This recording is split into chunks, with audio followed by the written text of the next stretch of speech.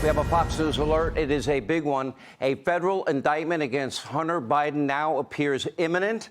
The president's son could be arraigned as early as tomorrow. He could wind up going to prison. The Washington Post is now reporting that prosecutors are now nearing a decision on felony tax charges and gun charges after meeting with Hunter Biden's lawyers late last week. So make no mistake, tensions are very high at the Biden White House tonight, but not just because of the president and his deadbeat son and his potential arrest. He is a great artist, by the way. Breaking moments ago, the big guy himself has been directly implicated in a serious crime. I'm talking about the president. In fact, a brand new, legally protected, highly credible whistleblower disclosure might end up being the biggest story of the year. Listen to this. According to the bombshell disclosure detailed by Senator Charles Grassley and Congressman James Comer, the DOJ and the FBI are now in possession, they believe, of evidence that will prove that Joe Biden took foreign bribes. Now, this document, quote, this is in the document, describes an alleged criminal scheme involving the then Vice President Biden and a foreign national relating to an exchange of money for policy decisions. In other words, the very definition of a high crime, also a serious felony that, if proven true, could result in impeachment, possible imprisonment of Joe Biden, your president. Now, the allegation is clearly that serious.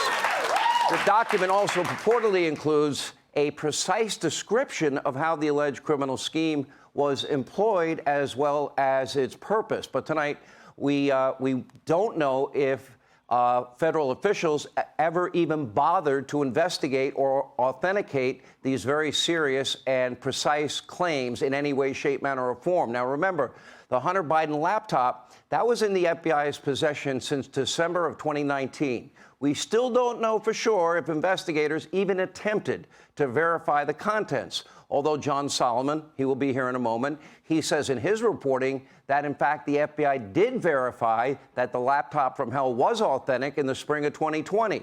If that turns out to be true, the next logical question would be, well, then why was the FBI meeting weekly with big tech companies, warning them of being victims of a possible foreign disinformation campaign in the lead up to the 2020 election?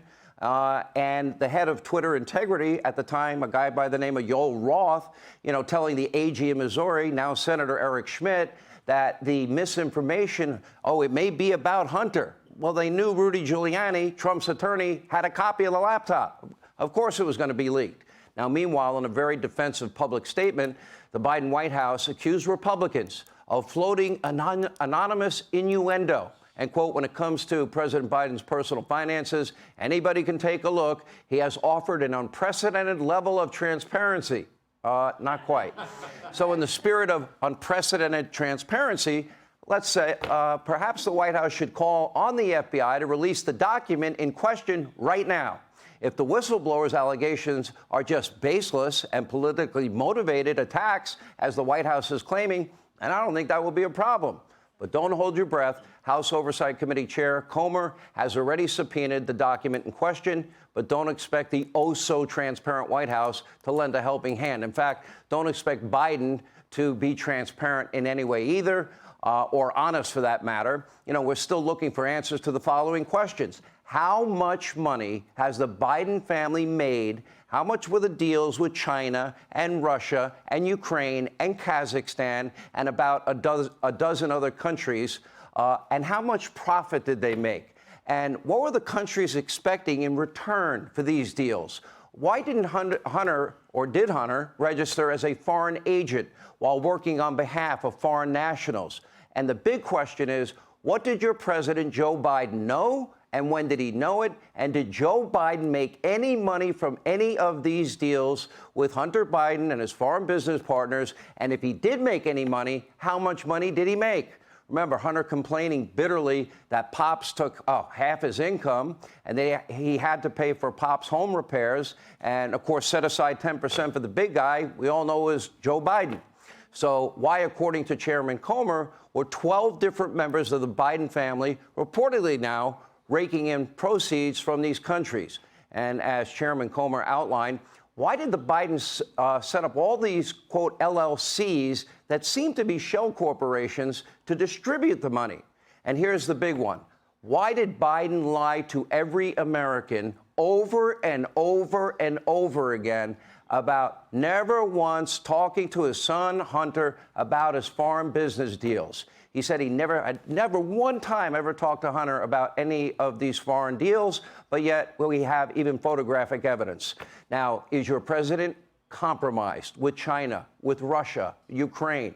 Did he take foreign bribes? Is this smoking gun evidence? Has it been destroyed? And is the DOJ even investigating what are very serious allegations? Or will they use the case against Hunter to shield the president and block document disclosures and mitigate any potential fallout by narrowing the scope of this investigation?